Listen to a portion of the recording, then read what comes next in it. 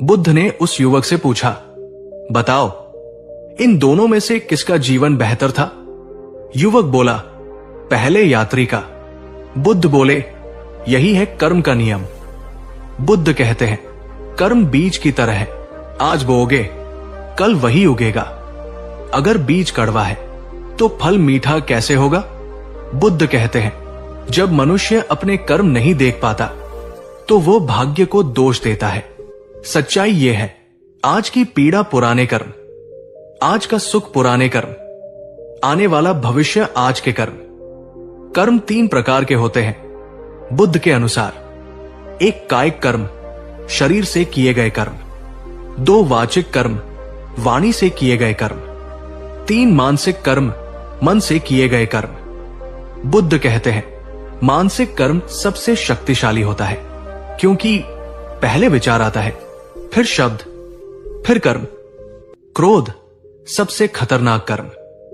बुद्ध कहते हैं, क्रोध वह आग है जो सबसे पहले स्वयं को जलाती है।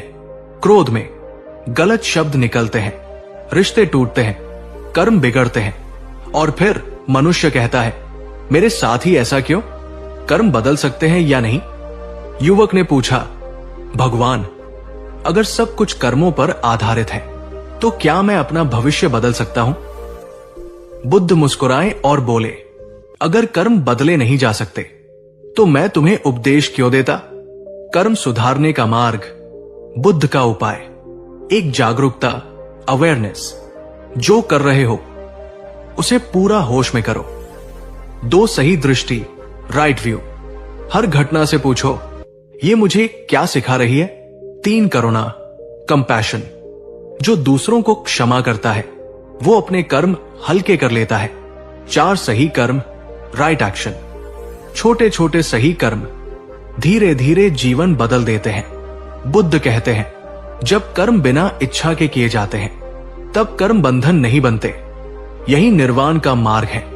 बिना लालच, बिना अहंकार, बिना अपेक्षा। अपने जीवन को समझना है तो दूसरों को मत देखो, अपने कर्मों को देखो। जिस दिन मनुष्य ये समझ लेता है कि वो स्वयं अपने जीवन का निर्माता है, उसी दिन उसका दुख आधा हो जाता है।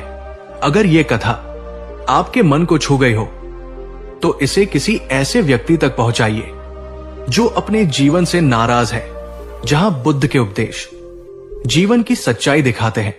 भाग्य को कोसना छोड़ दो, कर्म सुधारना शुरू करो।